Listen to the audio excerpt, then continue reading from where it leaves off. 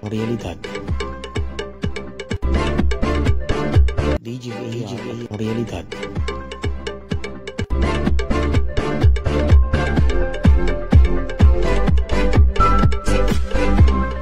Sumasalamin ito ang kwento ng buhay.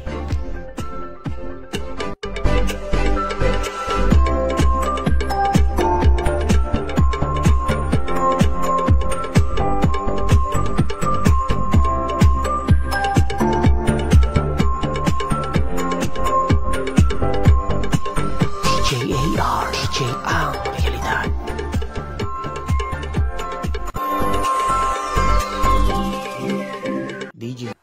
Magandang araw Luzon, Visayas at Mindanao. Magandang araw Marinduque. Magandang araw sa lahat ng ating mga kaubayan. Magandang araw sa iyo, Karealidad. Ako po muli ang inyong makakasama, ang inyong Karealidad, DJ Adrian Rosales. At ito po ang programa na kung saan ay sumasalamin sa totoong kwento ng buhay, ang programa ng buhay. At muli po ngayong araw na ito, ako po'y malugod na nag-aanyaya. Samahan niyo po muli kami sa isang kapaki-pakinabang at makabuluhang programa kung saan isa na namang kwento ng buhay ng ating kababayang Marinduqueño ang ating ibabahagi po sa inyo kung paano po nagsimula ang kanilang buhay, hinarap ang mga hamon at ngayon ay nasa gitna sila ng tinatawag na pagtatagumpay.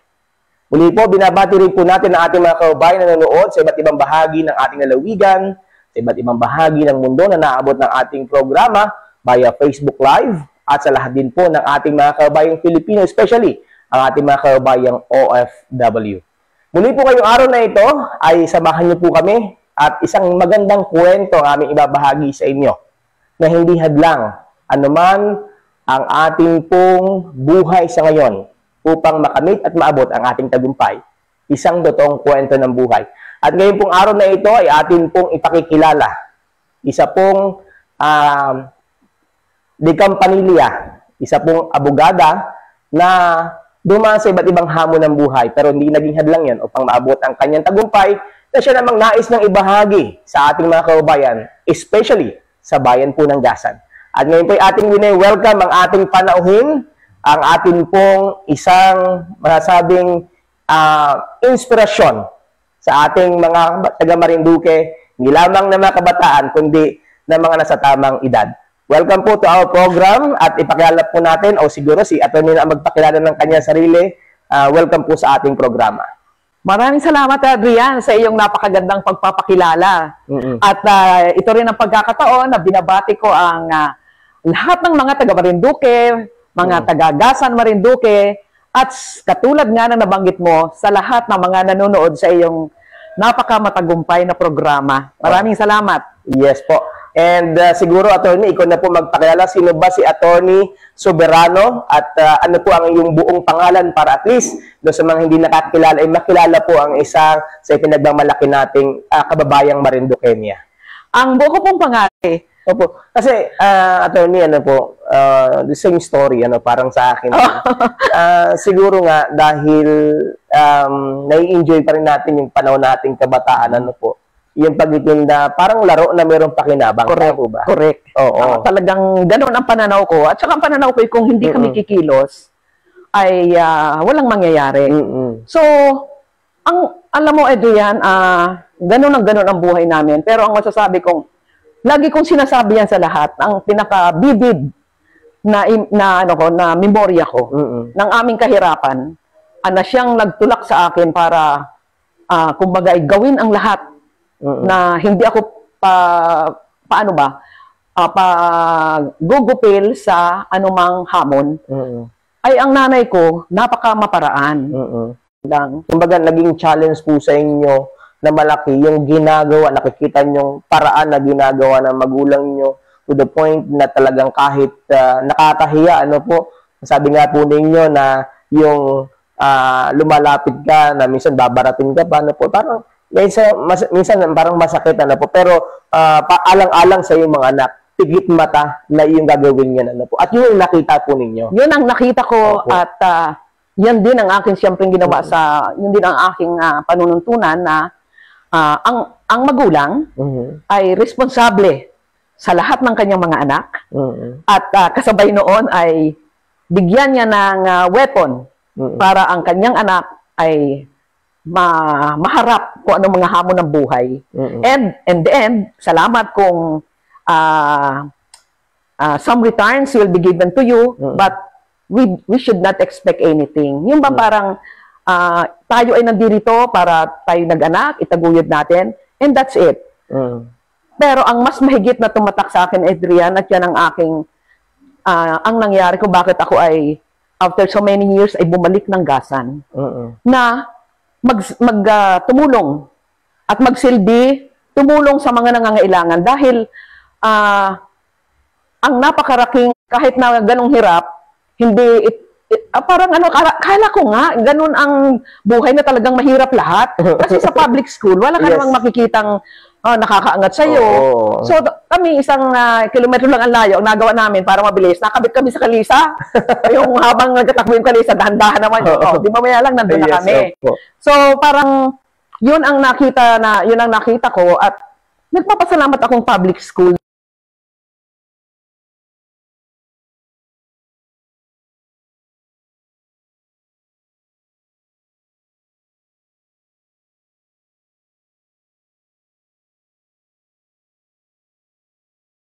Ano ang magiging kumbaga ay parang weapon mo sa challenges naman ng old life katulad ko. I have so many friends and I think some seniors also can relate. Nasa edad na to, wala ka na, some don't have their husbands anymore. Yung mga kids nila ay out there, nag-iisa ka na. So parang kung ano yung mga challenges na nakaano sa buhay mo, wala nang kwenta yung challenge mo sa pag matanda ka na kasi alam mo na kung paano mag-adjust eh. At ang sabi ko nga doon sa menopause baby ko, sa public school yan mag-aaral. Even if kaya naming i-afford yan sa Bakit? Dahil yun ang tunay na buhay eh. Ang mamimit mo sa labas, mga circumstances na hindi na, I am not like this when I was in my 50s. Yes. Because I am a single parent, I am surviving my 6 children.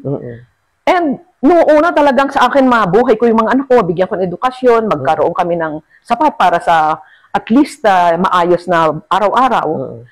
Noon maraming mga bagay na hindi lang ako sumusuko. Pero when I reached my 60s, that's when I saw the whole picture. At lagi kong, sabi ko nga hindi ako pastor, pero yan ay aking sinasabi sa mga bawat nakakausap ko. If only we will rely, yung sinasabing, ibigay mo ang mga desisyon ng buhay mo sa Panginoon. That is really what matters eh. Na kung siya ang bahala, at ang idadalangin natin na yung sana magkaganito, sana manalo ako sa ganito. It's not that eh. It's kung ano po yung gusto niyo Panginoon para sa ikabubuti ng nakakarami at ng sarili ko. I will follow kasi in the end, nakita ko talaga yan. Dahil nga, sa edad kong to, nakita ko ang mga pinagdaanan ko na nung una ay, sabi nga nung iba, magagapi ka ng basta-basta. But if you believe that there is a hand there, directing all things, that will make life so much easier, so much acceptable. Ang pagniwala sa Panginoon. Excuse me. Kumbaga, Tony, lahat tayo may pangarap. Lahat tayo mayroong ambisyon sa buhay. Pero, kung doon sa mga pangarap na yon ay hahayaan natin ng Panginoon, ang siya mag-guide sa atin, nakikita natin yung magandang patutunguhan ng ating mga pangarap. Tama po ba? Sobrang tama ka. And I am glad that sa young age ay nalalaman ng marami yan. Kasi ako, I came in late. Maybe I am in my 60s. Nung una kasi, dahil nga ako'y go-go, pag sinabi ng partner ko, paano to, meron tayong ganito. Mag-iisip ako niyan, paano nga ba? Hindi bahala na, idasal na lang natin. Nung una, iniisip ko, idadasal, may lalagpak na pera mula sa bubong? Not knowing, really. God has been so kind na kahit I got transplanted at the age of 58 sa kidney transplant. Na napakabait ng Diyos, binigyan niya pa akong dugtong na buhay para malaman ko yung buong istorya. Na ang buong istorya ay, tama ka, hayaan natin, tanggapin natin ng buong-buo. Buong-buo. Kasi minsan tumatanggap tayo, half-half eh. Yes. Parang, tinatanggap ko, pero, nang walang pero. Kumbaga, minsan merong kondisyones. May kondisyones, may reservations. Yes. Parang nakikipag-negotiate ka. Yes. At hindi ko, noon marami siyempre kung ako yun, when I was in my college days, I am full Baptist. Hindi naman ako nagpabaptize, pero I believe na ganito. Ako ay Roman Catholic by birth. Ako ay pumasok, ako ay sisimba sa Aglipayan. Hindi ko kasi alam na ako ay Roman Catholic kasi nung una, hindi ko binabibinyagan ng, sino dito may binyag? O di yung mga wala, taas ang kamay, right there and then, binibinyagan sa school. Opo. Tapos, ang tatay ko at nanay ko, Aglipayan. So, I thought, Aglipayan ako. So, nung high school, required na magsimba araw-araw, ay linggo-linggo, Aglipayan ako. Nung kinasal ako, ay Romano pala ako. But that does not matter. What matters is, really, yung living the life na naniniwala at isinasabuhay mo. Kaya ang tanong nga ito yung gagawin mo ba sa araw-araw? Ito ang tanong ko. This is my reality check. This is what keeps me balanced. Pag ba ang Panginoon ay, yung ginagawa mo ba ay, siya ba ay, ina-approve ba niya? Sa tingin mo ba ay yan ay gusto niya? And if the answer is no, don't. Kung sa tingin mo ay yun ay aaprubahan ng Panginoon, go. Because, bahala siya. He will make the way. He will find a way for you na mangyari yon. Like, hindi mo natatanong, Adrian, I put up a foundation dito sa Gasan. It was registered last year with the SEC and with the local government, yung Soberano Charities Corporation. Yes. And ang kanyang kumbaga ay goal, ang aim is really to help out. Number one is yung of course for legal advice. I am offering legal advice free for everyone. Yes. And in fact, sabi ko nga, anong dami ko ng kliyente? Because I like to really share, give pointers, at doon ko lang nakita na God made me a lawyer kasi I became a lawyer at age 68. Ayan. Sa mga kababayan po natin, ito yung pinaka dito, highlights Oo, kasi sabi nga ni attorney, hindi naman talaga yun ang profession mo from the beginning. Ano po? Chemist ako. Chemist ka. And at the late age na, doon ka po kumuha o nag-take nitong law. So, sabi nga, siguro yung pinaka-point dito na nabanggit nga ni attorney, about God, about the will of God, na kung susundin natin yung plano ng Diyos, hindi naman pinag-uusapan doon kung ano yung estado mo sa buhay or hindi pinag-uusapan kung anong edad. And siguro ito na yung manifestation, attorney, na sabi mo nga, nakita mo from your parents and sa inyong magkakapatid, yung buhay.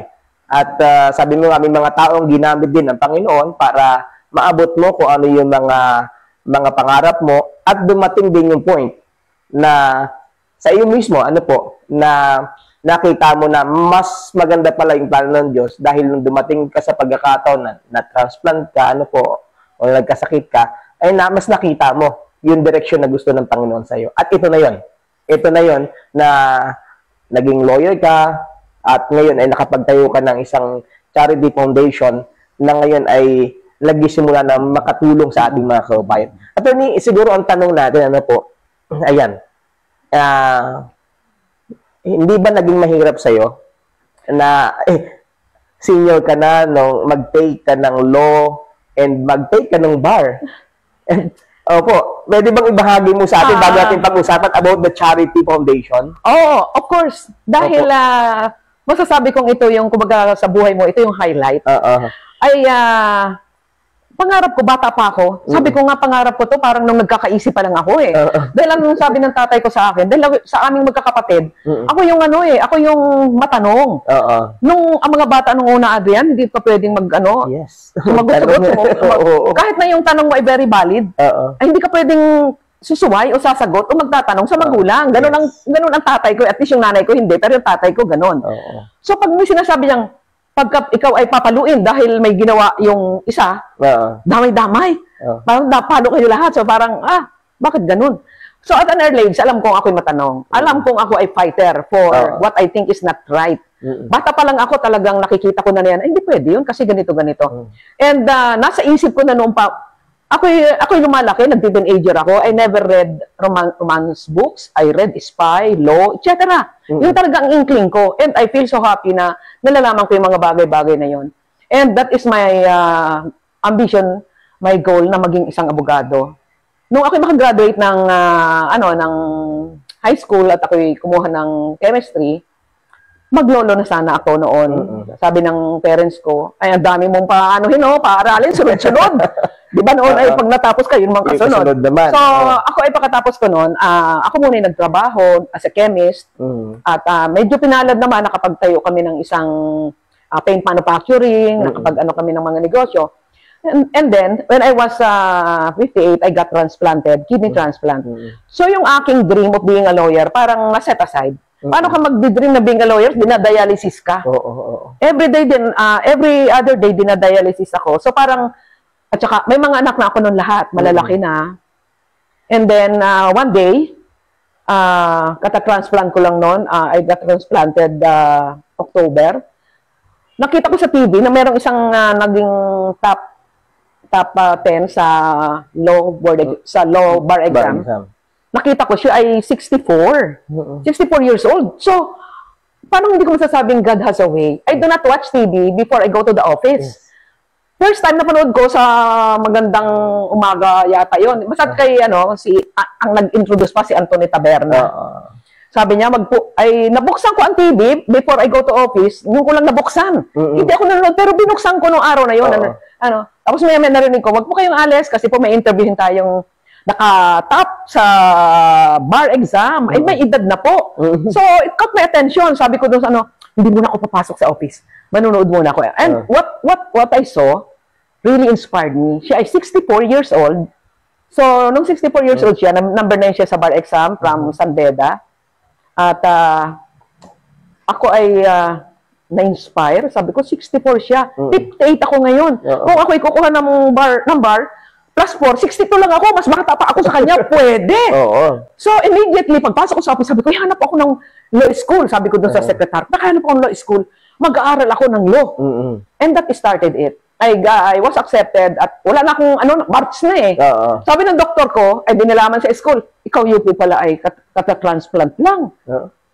Dapat nga ako daw ay nasa isolation pa at masamang Sabi niya, kailangan po makakuha muna kayo ng approval, clearance sa iyong nepro. Di, naman, kuha naman ako. Sabi ng nepro ko, kata-transplant ko lang nung October eh. Papasok ko na ngayong June. Hindi isang taon niya na ikaw ay hindi do, kaya ko po. Sabi, hindi next year na. Hindi po. Pag hindi niyo po ako binigyan ng clearance ngayon, ako po hindi na mag-aaral ng abogasya. Sobrang matanda na po ako. Ay, hindi po ako magiging abogado. Ay, nasa sa inyo po yun. And I was able to convince him. Long story short, naging nakatapos ako ng law and nakapasa naman sa bar. Sobrang challenge. Alam mo ba sa klase namin, they call me nanay because I hindi pa naman ako senior noon, I'm only 58. Because ako lang yung matanda doon. Dahil nakumbinsi ko lang kasi prior to being accepted sa PUP, kasi State University yan eh. Yes, po. Ikaw ay mag-entrance exam and oral interview. So, nung parang nagda-doubt sila, kayo po na may sakit eh. Wala pa akong sakit, na-transplant po ako. Basta ang dami nilang rason. Ma'am, please, sabi ko, sa isang matanda, pwede bang yan ang inyong sa akin? And may convincing power, natanggap ako. And I am the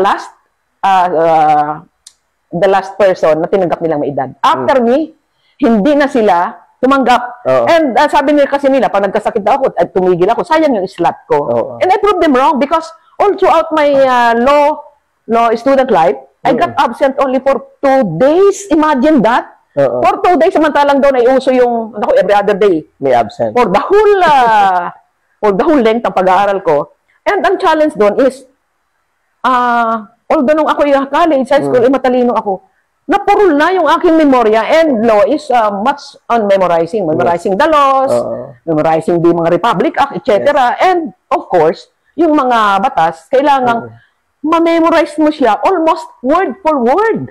Ganong kalaki ang challenge. At ayoko namang nag-iisa akong matanda na magsasabihan pa yung, ay, ang tanda na kasi, inambisyon pang mag-aaral eh. I want to be at par with my, and alam ko rin, na doon ako nadala sa school na yon because they call me nanay there, and I dish out advice. May edad na ako eh. Even yung mga, paano ba ito yung girlfriend ko, hindi ako maintindihan, ay, ganitong gawin mo. And I still enjoy our camaraderie, napakasaya namin. Yung high school life ay masaya, pero masaya rin ang aking college life na. Not college life, kasi may law school days. Yes, correct. Dahil noon mga matured na kami, wala na yung mga isip bata, lahat ay ito may mga asawa na yung iba. And I even give them advice na sobrang, nung isang araw nga lang, may ganoon kong kasabayan, na ngayon lang nakapasa dito sa 2024 bar exams. Ang haba-haba ng message sa akin, Nay, kung hindi sa inyo, tisuko na ako. Because what I do is, ina-encourage ko. Ako nga ang tanda-tanda na eh. Kung hindi ko pumasa, kuha ulit. Correct. And when I became a lawyer, that's when I realized that really, I can do so much more. Kasi nung una, ang gusto ko, magnegosyo. Because this is what gives me enough funds kung ano man yung gusto kong gawin. But everything changed when I became a lawyer, when I went here. And so, ang daming pwedeng gawin para sa gasan. Para sa kapwa ko. Kaya nga ang aking kumbaga ang aking laging sinasabi, laban seniors. Dahil ang daming seniors na they just accepted na ganito talaga ang buhay. Marami kasi na parang ang feeling nila pag senior na sila, naghihintay lang sila na exactly! Their life. Parang ganun lang, Exactly, ganun ang sasalita mo, ang sinalita nila. O, kumusta kayo? Kasi when I nagpa-reunion ako dito, nobody wants to come. Kasi sabi niya, si attorney, ang taas na nang naabot niyan, etc., etc. And alam mo what I did? I went house to house sa mga classmates ko. Ano ka ba? Punta ka dun. Magkasaya kita. And that has been a tradition. Pag nandito ako, oy, si attorney nandyan. Ano kami? Nagbabanding kami. And doon din lang sabi nga nila, attorney, talaga hindi ka nagbago. Ikaw pa rin yun. Ano bang nagbago? Walang magbabago. Because that is what the example yan ng nanay ko'y kagawad dati sa Mangilio. Nung sityo pa yan ay ginawa nilang barangay. Correct. And that is what my parents had told me. Na always be of service to others. Na kahit na walang-wala kami, ay sinishare niya. Yung wisdom, not even money sometimes eh. It's just yung, katulad dito, legal advice. Pag alis dito, ay salamat po attorney kasi sabi po sa akin, ganito po. Ay hindi. Wag mo lang nga sabihin mo lang na nakakuha ka ng advice. Wag mo lang nga banggitin sa akin ang galing. Kasi, sabi lang talagang, kumbaga ay, bida-bida yan si attorney eh. Ganito na nga eh. That because I hate to see injustice done. So, attorney, nakikita po natin ngayon, timing din po itong ating interview sa inyo, na sabi ko nga, hindi lang ito para ma-encourage yung ating kabataan during your young age, and yung panahon na ikaw ay may pamilya na, nung panahon ay kayo nagkasakit, at siguro, kasama sa ini-encourage natin ngayon, pati ang mga senior citizen, na ang buhay, ay dapat i-enjoy natin at mas may enjoy natin kung tayo i-guided ng Panginoon at laging huwag mawawala sa atin sa puso at isip natin na dapat gawin natin ito although maraming gustong tumulong sa kapwa, maraming gustong mag-serbisyo publiko, pero mas mainam na laging kasama natin ng Panginoon. Tama po ba tayo doon, attorney? Sobrang tama. Tamang-tama, Adrian, yan. At yan ang aking even itong mga kapatid ko, mga malalapit sa akin, at every person na nakakausap ko, even during my time na nagmamanage ako ng kumpanya, yan ang lagi kong sinasabi sa mga tao ko, kahit sinong makausap ko, na pag wala kang inaalalang dapat mong pagbayaran. Correct. Pagbayaran. Kung kumbaga meron kang inaalalang nagawa mong sa kapwa mong hindi tama, everything that comes into your life should be taken as ito ang gusto ng Panginoon. Hindi blind ito ang gusto ng Panginoon eh. Ako ay number 1 follower nung gawin mo yung dapat mong gawin at ang Panginoon ang bahala sa rest. Kung alam mo wala kang naapakang tao, wala kang naagrabyado, so wala kang pagbabayaran sa kapwa mo. Ako bilang isang negosyante, pag may mga bagay na hindi namin nakuha, mga kontrata o anong sinasabi namin, it's not for us because it will not be good for us. Correct. At bago po tayo magpatuloy, tayo po muna ay maghahanap buhay. Huwag po kayong alis, magbabalik po kami pagkatapos ng ilang mahalagang paalala. Namumroblema ka rin ba sa panahon ng brownout? Kailangan mo ba ng backup na kuryente, lalo na sa inyong bahay o opisina? Narito na po ang ating UPS type na solar generator.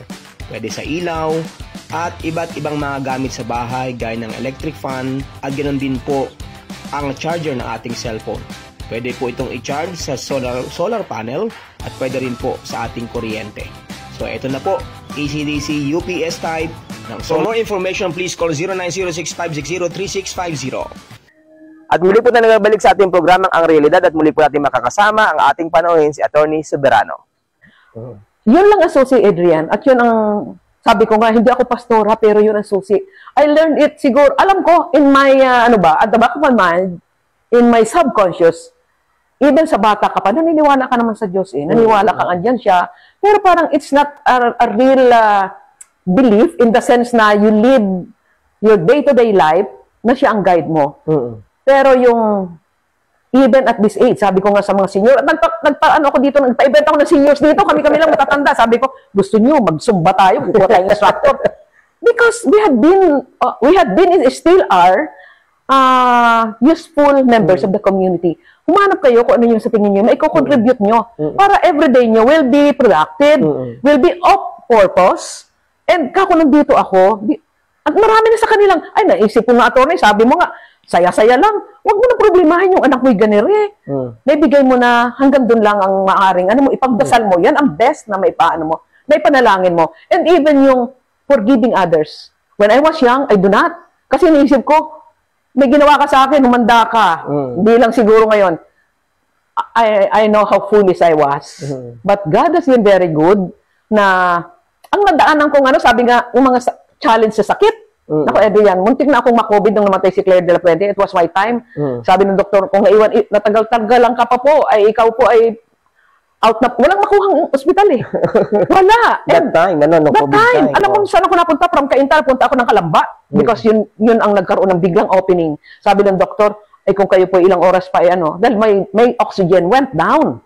And kinausap ko na lahat ng mga anak ko. And dadalhin ako, sabi ko, wag mo na nyo akong dalhin. I am fine as I am. Ang sobrang hirap nang tumama sa akin, severe. Pero God has been so good. Inano niya ako, niligtas niya ako. Within 1 week, naka-out ako ng sabi niya, 2 weeks po kayo dito. 1 week, out na ako. And after that, nagkaroon ako ng tubig sa puso. So, lahat ng, sabi nga ng mga, siguro pusa ka, may siyam na buhay ka. Dahil nga, nalampasan ko lahat. And I credit that, really. I gave so much praise. Sabi nung ngayon, nung nagkaroon ng COVID, our business went down. That's when I put up the foundation. Sabi sa akin ng partner ko, ngayon ko pa mag-ano, wala tayong pera. Bahala ang Panginoon. And really, siya naging bahala. And I am happy because ang daming seniors na pag they are so happy. Bawat senior that's my number one na kaunti na lang ang panahon namin sa lupa eh. Sabi ko, magpakasaya na tayo. And attorney, in connection, kasi sabi mo nga sa mga experience mo until last years, na dumanas ka ng mga sakit, mga problema, even your business. So, paano po, sabi mo nga, tinatanggap mo, ano man yung nangyayari sa iyo, tinatanggap mo na ito'y kaloob ng Panginoon, And, ito po ba yung naging daan para isipin mo magtayo ka ng ganitong foundation? At ano po yung purpose ng foundation na ito para sa ating mga kababayan sa Marinduque, especially dito sa bayan po ng Gasan?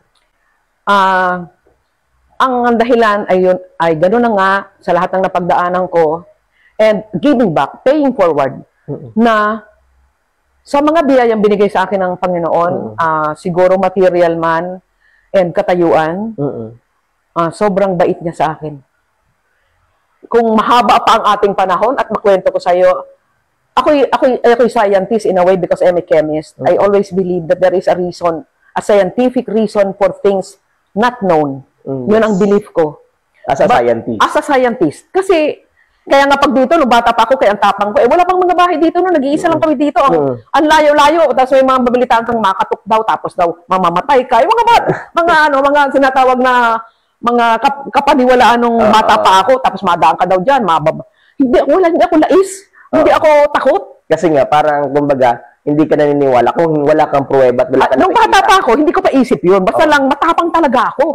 And, pero nung okay nagkaroon ng edad, pag yung sa Manila, may mga ganyan din eh. And in fact, may tinirahan akong bahay na something like that. Pero hindi ako natakot. Because sa akin, yan para bang, siguro may rason pag sinabi, uy, kita mo yun, Naku, kurtina lang yun. I tend to do that. But I believe na there are siguro ganong mga Pero ang paniniwala ko nga ay sobrang bait ng Panginoon sa akin. Napakarami niyang short of a miracle, sometimes a miracle already. Nung magkaroon ako ng transplant, bihirang taong one donor lang ay perfect match. And God gave that to me. Maraming namatay na hindi na transplant. And God was so kind. God is so kind to me na isang donor lang, isang match kami, perfect, almost perfect. Tapos, ang dami kong, sa mga challenges ko sa pagninegosyo, mga ganyan, nakita kong talagang siya, kamay niya. Sometimes, di ko may paliwanag, bakit gano'n ang nangyari. I do not believe in coincidences. Hindi ako naniniwala doon sa mga nagkataon. Because there are reason for nagkataon. Kaya nangyari yan ay part ng malaking plano. Kaya tayo nag-uusap na yon. Kaya, masama napakalaking oportunidad na pinagkaloob mo sa akin, may dahilan. Nung ako'y pumasa sa edad na 68 at ako'y na-viral, milyon yung sa akin, comment. Hindi ko akalaing magkakaroon ng ganun dahil hindi ko alam na ma-viral yon. Because when I was looking at my name, I was so stressed out. Yes. Dahil di ba yan ay alphabetical. Yes. Nung isang napakatalino kong classmate ay A, nadaanan ko, kahit ayaw kong daanan ko, ay, wala siya dito. Doon bumagsak ang ko na, Diyos be, hindi yata ako papasa kasi ang talino nun eh. Ay, ako naman, may edad na. Pero nung tiningnan ko, kaya ako nakasimangot doon sa video eh, kung if others would have seen it, nakasimangot ako din, tinitingnan ko yung pangalan ko, and when I saw it, really, is genuine. Yung the happiness, yung relief, was genuine na, ay, pumasa na ako sa wakas. So, yung aking anak pa lang isa, yung youngest ko, binibidyo pala ako na hindi ko alam. So, nung in-upload nila, also without my knowing, nung umaga sabi ng anak ko, Mama, ang dami mong views. Anong views? Yung bakit inano nyo? Oo. Sabi ko, sana sinabi nyo, nakapag-isa-isa ako. Sana hindi ako nakasimangot. And it generated so much publicity. I was interviewed I was on TV, bawal judgmental. Yes. Na ako siguro mga 3 GMA, GMA programs. I got interviewed in radios, kay Ses Drilon, marami. And ang pinakamasay doon para sa akin, it's not the popularity, really. I am beyond that. At yun na pang isa ko gusto sabihin, at my age, wala na akong pride, wala akong ego, I do not get offended. Sa Maynila, ganito lang naman ako eh. Pag naano ka na, parang na-insulto ka sa itsura mo, sa katayuan mong Nung bata-bata pa ako, it really hurts me. But now, completely, and I thank God for that, wala na ako nun. So, people can say things with me. Ano ang aking God knows the truth. Yes. God knows who really I am. I don't have to prove anything. There are distractions. So, ang daming nag-comment doon. Ako po ay 48 na. Tumigil na po ako mag-aral ng pag-teacher. Ako po ay papasok ulit. Na-inspire niyo po ako. And that is what gives me so much, na I was able to touch even a few lives. And kapag nagbago yun, dahil they know me, they read about me, they knew about me, sapat na sa akin yun. Sobrang saya ko na doon. And even yung tinataha ko, it's in God's hands. If He thinks that it will be good for me, it will be good. Itong foundation, pinut up ko siya to really, put in action my words into action. Magandang araw, Luzon, Visayas, at Mindanao. Magandang araw. Sabi nga nung siguro pusa ka, may siyam na buhay ka. Dahil nga, nalampasan ko lahat. And I credit that, really. I gave so much praise Sabi nung ano, ngayon, nung nagkaroon ng COVID, our business went down. That's when I put up the foundation. Sabi sa akin ng partner ko, ngayon ko pumagana, wala tayong pera. Bahala ang Panginoon. And really, siya naging bahala. And I am happy because ang daming seniors na pag they are so happy. Bawat senior that's my number one na kaunti na lang ang panahon namin sa lupa Sabi ko, magpakasaya na tayo. And attorney in connection, kasi sabi mo nga sa mga experience mo until last years, na dumanas ka ng mga sakit, mga problema, even your business. So, paano po, sabi mo nga, tinatanggap mo, ano man yung nangyayari sa iyo, tinatanggap mo na ito'y kaloob ng Panginoon, And, ito po ba yung naging daan para isipin mo magtayo ka ng ganitong foundation? At ano po yung purpose ng foundation na ito para sa ating mga kababayan sa Marinduque, especially dito sa bayan po ng Gasan? Ang dahilan ay gano'n na nga sa lahat ng napagdaanan ko and giving back, paying forward, na sa mga biyayang binigay sa akin ng Panginoon, siguro material man and katayuan, sobrang bait niya sa akin. Kung mahaba pa ang ating panahon at makwento ko sa iyo, ako'y scientist in a way because I'm a chemist. I always believe that there is a reason, a scientific reason for things not known. Yun ang belief ko. As a scientist? As a scientist. Kasi, kaya nga pag dito, nung bata pa ako, kaya ang tapang ko, wala pang mga bahay dito, nag-iisa lang kami dito. Ang layo-layo, tapos may mga babalitaan kang makatok daw, tapos daw, mamamatay ka. Yung mga sinatawag na mga kapaniwalaan nung bata pa ako, tapos madaan ka daw dyan, Hindi ako lais. Hindi ako takot. Kasi nga, parang, kumbaga, hindi ka naniniwala kung wala kang pruweba at wala ka nung bata pa ako, hindi ko pa isip yun. Basta lang, matapang talaga ako. And, pero nung nagkaroon ng edad, pag yung sa Manila, may mga ganyan din And in fact, may tinirahan akong bahay na something like that. Pero hindi ako natakot. Because sa akin, yan para bang, siguro may rason pag sinabi, uy, kita mo yun, Nakos, kurtina lang yun. I tend to do that. But I believe na there are cases, drill on, marami. And ang pinakamasay doon para sa akin, it's not the popularity, really. I am beyond that. At yun na pang isa ko gusto sabihin, at my age, wala na akong pride, wala akong ego, I do not get offended.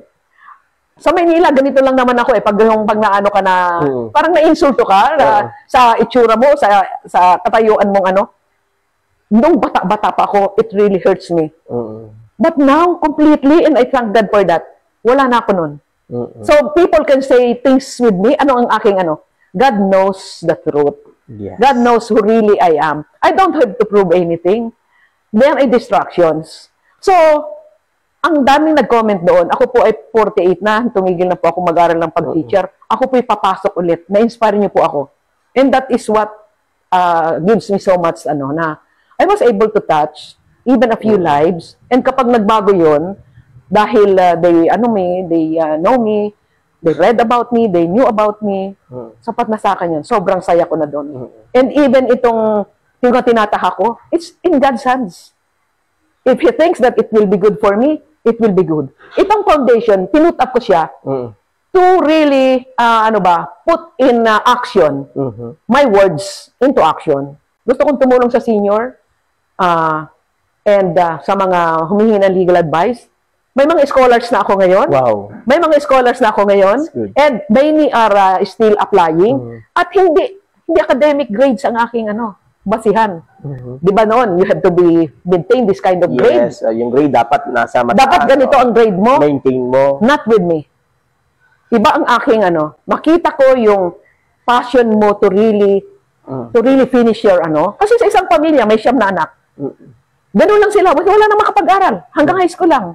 Dahil yun ang libre. Ano pang gusto mong kunin? I can finance you because I believe na kung ikaw ay nandyan, you can do something sa mga sumusunod sa iyo. Correct. And that is a big change. Hindi lang iisa ang tinulungan mo, kundi isang buong pamilya. Okay. And why would I require grades? Hindi nga nakakapasok dahil pinag-aarado muna doon sa How can I maintain his grades? Sa akin, basta ikaw lang ay nakikita kong nagpipilit na makatapos.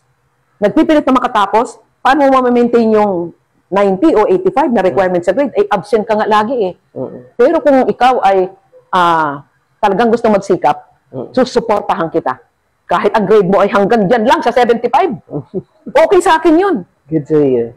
What I need is yung, yung iyong eagerness nila. Yung resilience mo. Resilience, okay. Resilience mo sa hamon ng buhay, just like me. Nagkataon lang na siguro na may nabiyayaan kami ng utak. But sometimes, yung pagiging matalino, yung mga titles ng mga Latin honors diyan, nawawarp pa yung iyong thinking eh. Uy, what matters is paano ka nakikipagkapwa-tao. Minsan sa trabaho, bakit ako susunod sa iyo, summa cum laude ako? Yes. So, it sometimes falling into wrong thinking, it does more harm than good. Kaya, yun ang aking kinakarir ngayon. Hindi ko pa rin alam kung how I will be able to sustain it, pero ang iniisip ko siguro, pag nagkaroon na kami ng track record, we would be able to ask sponsorship. Kasi ngayon palang alam na ng mga friends ko sa Manila, ay sige, attorney, ano ba ang pwede naming i-donate? Because so many people would like to give. As long as kilala nila, and naniniwala sila na mapunta sa tama yung kanilang mga bibigyan ng tulong. Many had promised already, and sabi ko, makatapusan ng eleksyon. Kasi I cannot attend to all these things. And winning or losing, the foundation is there. I am very much focused on that. Yung service talaga, and youth, yung mga youth nga na hindi na makapagtuloy, yung mga ini-scholar ko ngayon. And of course, yung may mga disabilities. Yes. Yung mga disabilities na gusto naman nila pero hindi nila maituloy because of some disabilities. Minsan nga sinasabi nga bakit mo ba piniproblem? Even in Manila, there are people there, lalo na yung mga may sakit sa bato. May common bonding sa kanila. Alam na alam ko kung ano yung feeling ng isang taong tumatakbo yung dugo mo sa mga tubo, tapos siniti hanggang, parang hindi ka na, parang useless ka na. Pero yun din ang ko, nung ako'y madialysis, I never once did not believe na ako ay hindi mata-transplant. I don't know how, I don't know where the money will be coming from, I don't know who will be the donor, pero ako ay naniniwalang mata-transplant ako, bahala ang Diyos dyan. And it really happened. Kaya nga ako dinadialysis, hindi ako nagpapasali ng dugo. Kasi if you introduce another blood, baka magkaroon ng problema. Hindi ako nagpapasali ng dugo, kahit mahal, nagpapa-inject na lang ako ng hemoglobin. Because I know that I will be, and ilang years na ngayon, I think I will be on my 14th year ng transplant. And my doctor told me, grabe ka, sabi niya. Yung iba, 5, yung iba nga, 1 buwan lang, yung mga hindi talaga match. Yung iba, 5, magaling na maka 10. And I am on my 14th year. And paano po masabing, really, Diyos kami naman ang bait mo sa akin. Sobrang bait. Kumbaga, talagang yung pagkilos ng Panginoon, God's work talaga. Po. And, sabi ko nga, napakaganda nitong, napakalawak, nung hindi lamang yung tinatakbo. Kumbaga, malawak yung pinagmula ng kwento ng buhay mo. At napakalawak din itong pangarap at tinatakbo naman itong foundation po ngayon, Tony. And, sana nga ay sa mga kababayan po natin, ay maging inspirasyon itong istorya mong ito, although napakaikli lang ng oras natin, Attorney, at siguro hindi naman ito ang huli, kundi simula pa lang ito, tuloy-tuloy, na pagbabahagi natin ng marami pang istorya na pwedeng mangyari sa iyo at sa iyong foundation na sinimulan. And, Attorney, siguro, pasensya na dahil hindi ganun kahaba yung ating oras. I know. And siguro susunod ay marami pa tayong pag-uusapan. Siguro po, hihingi lang kami sa inyo ng encouraging word, o mga, lalo pa papalakas, ng kalooban ng ating mga kababayan, especially sa gasan, hindi lamang ng kabataan, hindi lamang ng mga working parent, hindi lamang doon sa mga nakakaranas ngayon ng kahirapan, nasa negosyo, nasa mga sakit, at sa mga senior citizen, kasi naandun ka sa ilang na-cover na. Na-cover mo. Pwede po bang mabigyan mo ang ating mga tagapanood, ang ating mga kababayan, hindi lamang mga tagagasan, kundi sa lahat na nakakapanood nitong istorya ng iyong buhay dito sa Ang Realidad. Maraming salamat ulit sa pagkakataon. Yun po ang gusto kong sabihin na napakatagal na panahon bago ko talagang na-realize ang Panginoon ang siya lang nating dapat hawakan. Yun po ang unang-una. Na tayo ay maniwala na siya ang nagdedirekta ng ating buhay at kung ipagkakaloob natin sa Kanya ang tunay na pag-aalay ng sarili natin, ng ating pamilya, sa kung ano yung kanyang kagustuhan sa buhay natin, hindi po tayo maliligaw. Napakarami pong challenges, pero katulad ko po, at alam kong magagawa nyo rin, basta umasa lang po tayo, wag mawala ng pag-asa, manalangin, at gawin ang ating parte na siya nating dapat gawin, kung ano yung ating kinalalagyan sa ngayon. Huwag tayong mawala ng pag-asa dahil ang Panginoon po ay nandyan sa tuwina. Yun lang po siguro ang mapaparating ko sa kanila, Adrian. And thank you, Atty. Sa pagkakataon na binigay niyo rin po, ano. And siguro sa aking mga kaubayan, sa Gasan, ano po, narito na po ang isa sa pinagmamalaki natin na kaubayan, si Atty. Soberano, ano po, isa sa kaubayan natin, sabi na natin, nag-trending po dahil sa biyaya, ano, sabihin natin biyaya, Atty. Ano, na ibinigay sa kanya na at her age ay naipasa niya ang kanyang bar exam at ito na siya ngayon sa ating bayan para ibahagi din ano po yung kanyang binigay sa kanya ng Panginoon na talento at mga biyaya ng Panginoon. And sana wag naman natin kalimutan si Atty. Ano po sa kanyang mga pangarap pa para sa bayan po ng Gasan, suportahan po natin siya. Ay, pasensya na, Adrian, may nakalimutan lang ako isang parte, no? Go ahead. Gusto ko rin lang isabi, dahil para din sa mga seniors to, at lagi ko tong sinasabi minsan na nakalimutan ko dahil it does not matter that much to me, pero tingnan nyo po sa aking mga kasamahang seniors. Ako po ay noong last year, 2024, I was 70, and ako po ay makikita nyo rin siguro pag makikita sa aking Facebook account, Merly Soberano. Makikita nyo rin po siguro doon na ako po at edad na 70 ay nag-skydiving. Wow. Ako po tumalon mula sa aeroplano sa height na 8,000 feet. Nandito po ako, buhay pa. And yun po ay measure lang ng we can do many things. Hindi naman po skydiving, pero we can do many things na ating gustong gawin. If we put, if God is there and we put our mind and heart to that. Yun lang, Adrian. Last na yun. Thank you. Yeah, thank you, Atty. Ano po, at siguro bago tayo magtapos, Atty., ilang aral ang gusto ko rin sigurong iiwan sa ating mga tagapanood, ating mga kaubayan, na sa kwentong ito ng buhay ni Atty. Soberano, ano po, at her age, senior citizen, 70 years old, ito siya, na patuloy na nagbabahagi, hindi pinagkakait yung pong talento at mga biyaya na ibinigay sa kanya. Ano po. So, sa ating mga kababayan, gusto ko pong ipaunawa sa inyo, ibahagi sa inyo through our program na hindi po sagot o hindi, nasabi natin hadlang yung estado natin sa buhay. Kahirapan, ano po, upang maabot natin ang ating mga pangarap. Basta isipin nyo lang po palagi na habang may buhay, meron tayong pag-asa. Ano po? At kung malinis ang intention mo at ang puso mo, ay mararating at sasamahan ka ng Panginoon. Ano po? So, sa ating mga kababayan, ano po, ito, nawa ang mga istoryang ito ay patuloy niyo pong suportahan kayo ni Atty. Ano po, suportahan din po natin siya sa kanyang mga magandang plano sa kanyang foundation at sa ating bayan po ng Gasan. At bilang panghuli sa ating mga kababayan, huwag po nating pagsawaan na gumawa ng mabuti.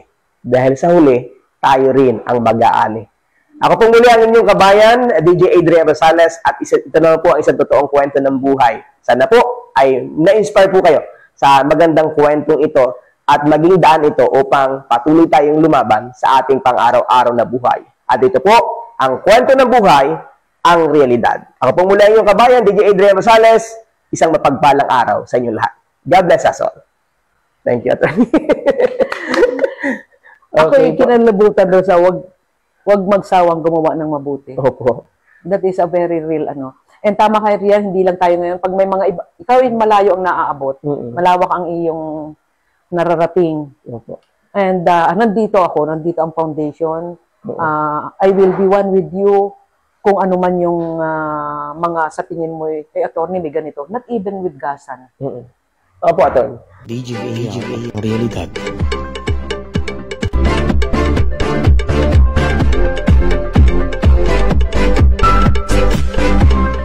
Sumasabi sa totoong kwento ng buhay.